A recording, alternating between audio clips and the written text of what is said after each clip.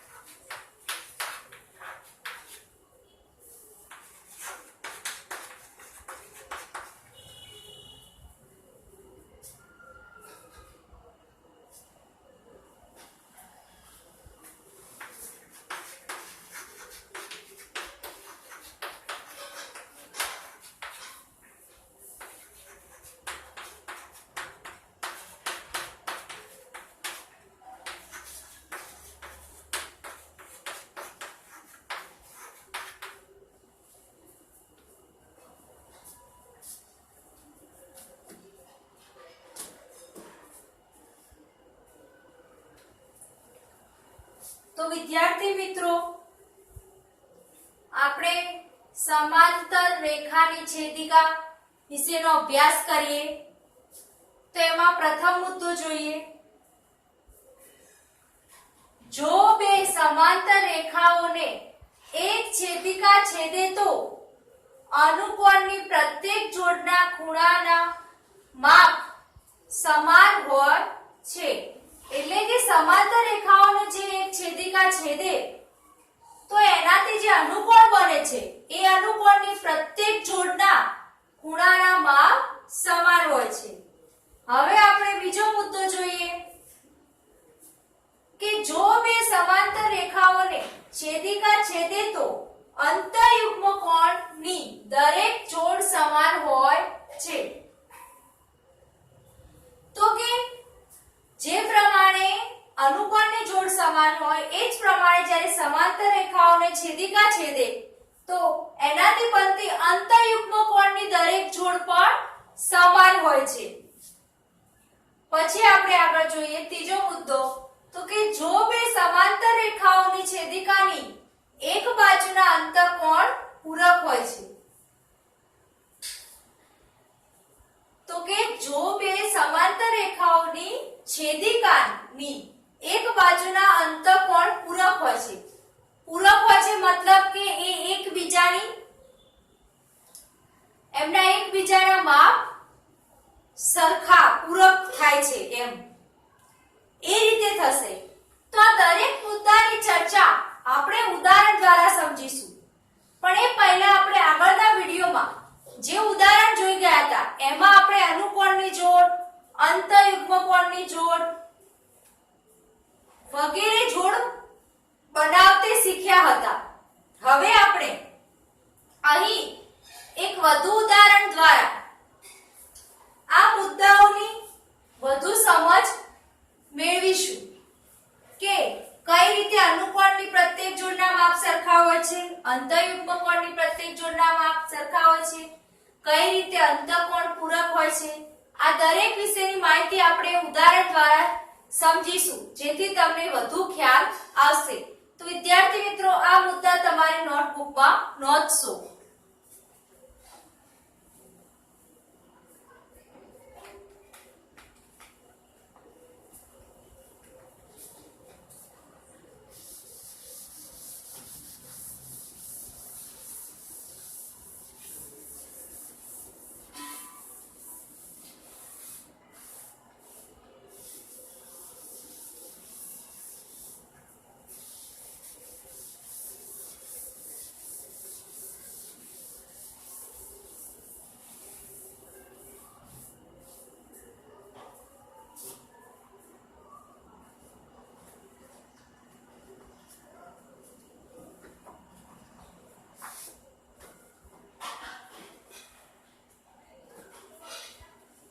વિદ્યાર્થી મિત્રો, હું ઉદાહરણની રકમ બોર્ડ ઉપર લખું તે તમે તમારી નોટબુકમાં નોંધશો.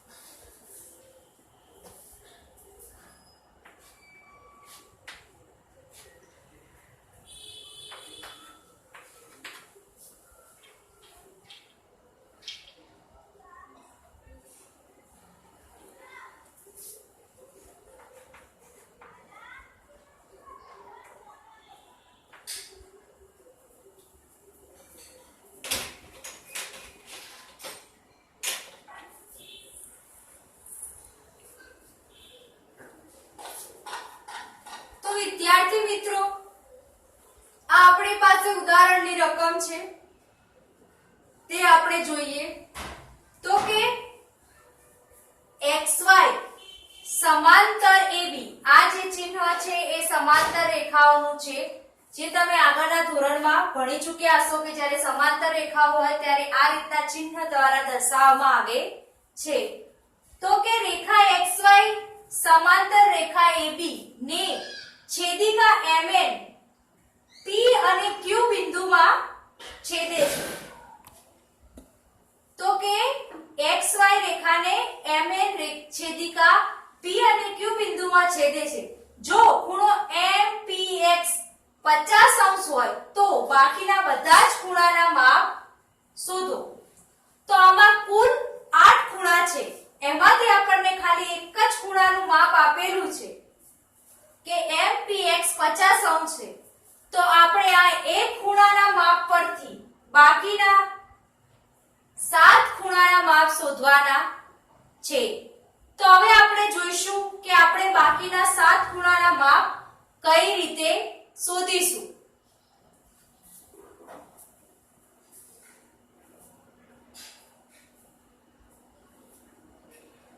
તો સૌપ્રથમ ખૂણો MPX 50° છે તો એની સામે આપણે એનો અનુકોણ ખૂણો PQA લઈએ તો અનુકોણના માપ સરખા હોય આપણે આગળ મુદ્દામાં જોઈ ગયા તો આપણને આ ખૂણાનું માપ કેટલું મળશે 50° તો આપણે સૌપ્રથમ લખીશું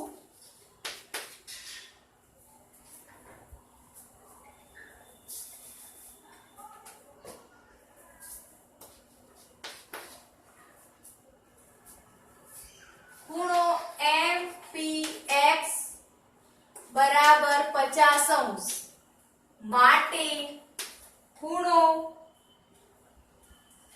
PQA બરાબર 50° અહીંયા લખીશું અનુકોણ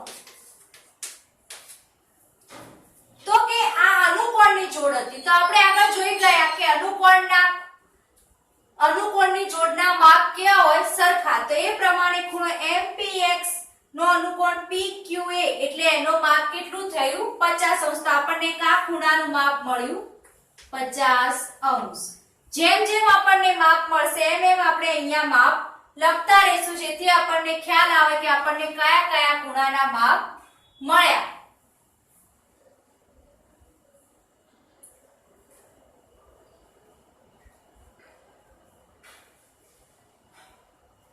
હવે એ જ રીતે આપણે આગળ જોઈએ કે ખૂણો MPX અને ખૂણો MPY એ રૈખિક જોડના ખૂણા છે એ પણ આપણે આગળ માહિતી જોઈ કે રૈખિક જોડના ખૂણા હોય એટલે કે એક બાજુ સામાન્ય હોય અને બીજી બે બાજુ પરસ્પર વિરુદ્ધ દિશામાં હોય એ તો આપણે જોયું અને રૈખિક જોડના ખૂણાના માપનો સરવાળો 180° થાય તો એ ઉપરથી આપણે MPY નું માપ જોઈશું તો આપણે લખીશું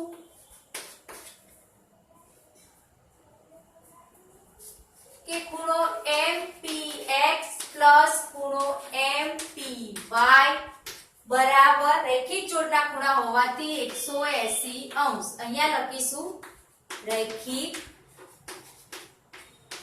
જોડના ખૂણા બરોબર તો રૈખિક જોડના બે ખૂણાના માપનો સરવાળો 180° થાય તો હવે આપણે આગળ જોઈશું કે માટે MPX નું માપ કેટલું છે આપણી પાસે 50° પ્લસ MPY શોધવાનો છે તો MPY બરાબર 180° માટે ખૂણો MPY બરાબર 180° માઈનસ 50°. તો આપણે જોઈએ કે MPX અને એનો આ રૈખિક જોડ ખૂણો MPY તો 180 માંથી આપણે 50° બાદ કરીશું તો ખૂણો MPY બરાબર 130°. તો આપણને આ ખૂણાનું માપ મળ્યું 130°. શાના કારણે તો કે રૈખિક જોડના ખૂણાના માપોનો સરવાળો 180° થાય એટલે આપણને આનું આ 180 માંથી 50 અંશ બાદ કરતા 130 અંશ મળ્યો. તો હવે આપણને આ બીજો ખૂણો મળ્યો MPY. કેટલો મળ્યો તો કે 130 અંશ. તો એ આપણે અહીંયા લખીશું.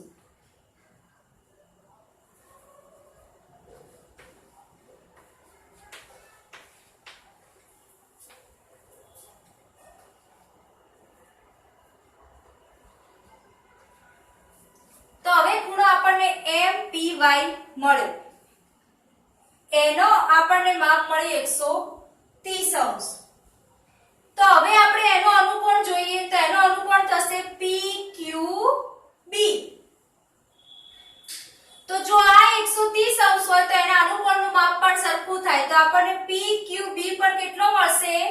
130 અંશ. તો હવે આપણે લખીશું ખૂણો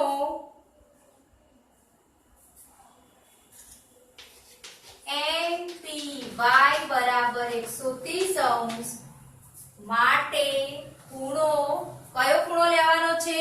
તો PQB. તો ખૂણો PQB બરાબર 130 અંશ.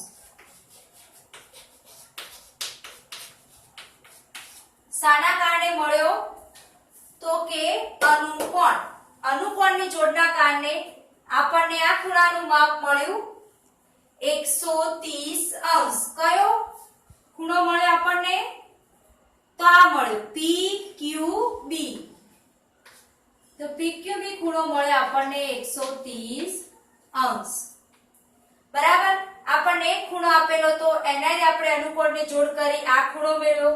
આની રેખિક જોડના કારણે આ ખૂણો મળ્યો અને એની અનુકોણની જોડ પ્રમાણે આપણે આ ખૂણો મેળવ્યો.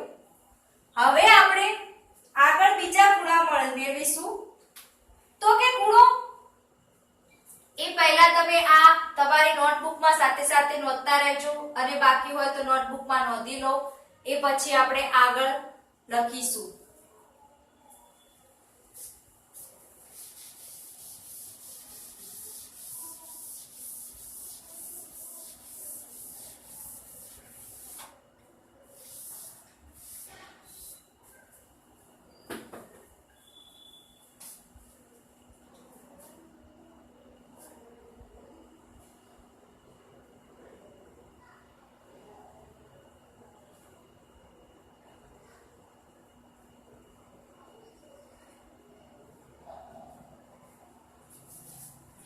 તો હવે આપણે આગળ ચર્ચા કરીશું કે આપણી પાસે MPX નું માપ છે 50 અંશ. તો એની સામેનો અભિકોણ થશે YPQ.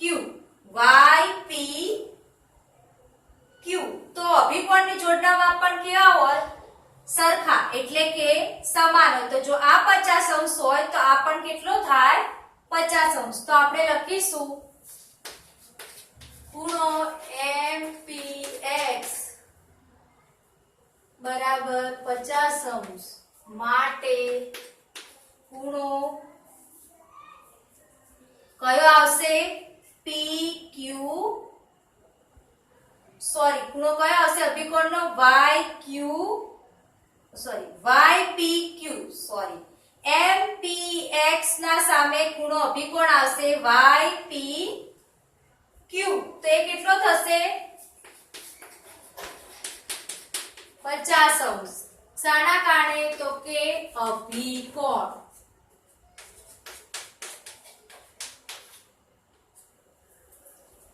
MPX નું માપ 50 અંશ હતું એટલે એનો અભિકોણ YPQ કેટલો થશે? 50 અંશ. કારણ કે અભિકોણની માપ ખૂણાના માપ કેવા હોય છે? સરખા. તો આપણને આ ખૂણો મળ્યો 50 અંશ. હવે એ જ રીતે આપણે આનો આ લઈએ તો આ શું થશે? આનો અભિકોણ થશે. તો MPY 130 અંશ હોય તો એનો અભિકોણ XPQ કેટલો થશે? 130 અંશ. તો આપણે અહીંયા લખીશું ખૂણો MPY બરાબર 130 અંશ માટે એનો અભિકોણ જોઈએ તો એનો અભિકોણ થશે XPQ. તો XPQ બરાબર 130°. શાના આધારે? તો કે અભિકોણ.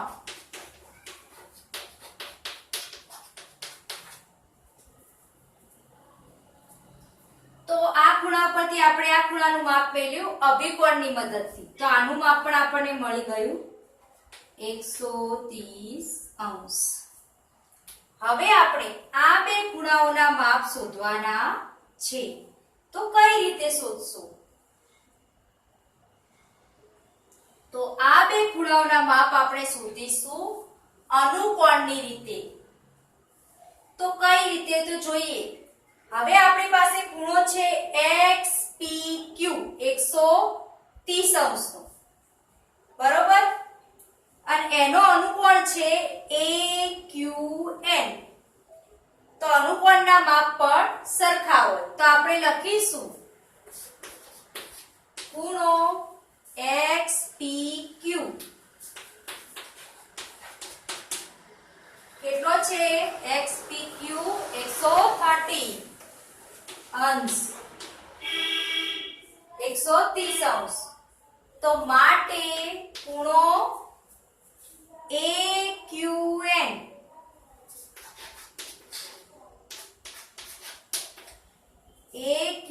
કેટલો થશે? 130°. કઈ રીતે? તો કે અનુકોણ.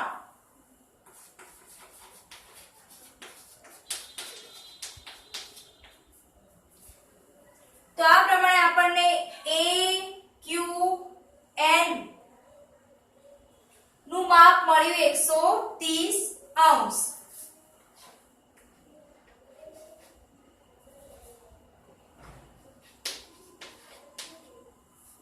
બરોબર. હવે આપણે આ એક ખૂણાનું માપ શોધવાનું છે. તો એનું જોઈએ આપણે. તો કે YPQ નું માપ આપણી જોડે 50° છે. તો એનો આ અનુકોણ છે. તો આનું માપ કેટલું થશે? તો BQN નું માપ થશે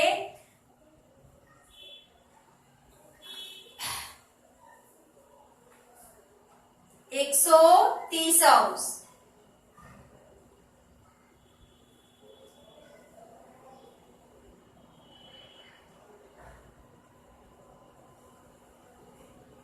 બરોબર.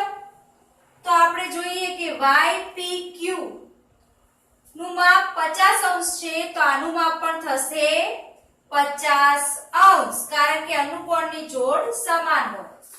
તો આપણે અહીંયા લખીશું કે ખૂણો YPQ બરાબર 50°. માટે ખૂણો BQN બરાબર 50°. શાના કારણે? તો કે અનુકોણ.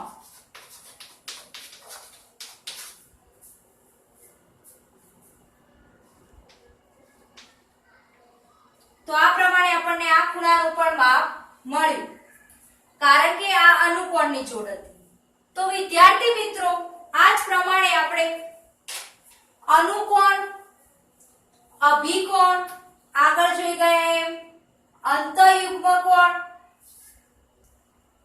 અને રૈખિક જોડ, અનુકોણ, અભિકોણ અને રૈખિક જોડની મદદથી આપણે આ એક ખૂણાના માપ પરથી બધા જ ખૂણાના માપ શોધી શક્યા છીએ.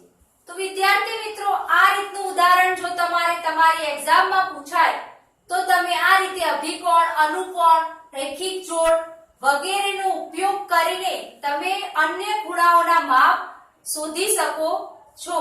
તો વિદ્યાર્થી મિત્રો, હવે વધુ ચર્ચા આપણે નેક્સ્ટ વિડિયોમાં જોઈશું. Thank you.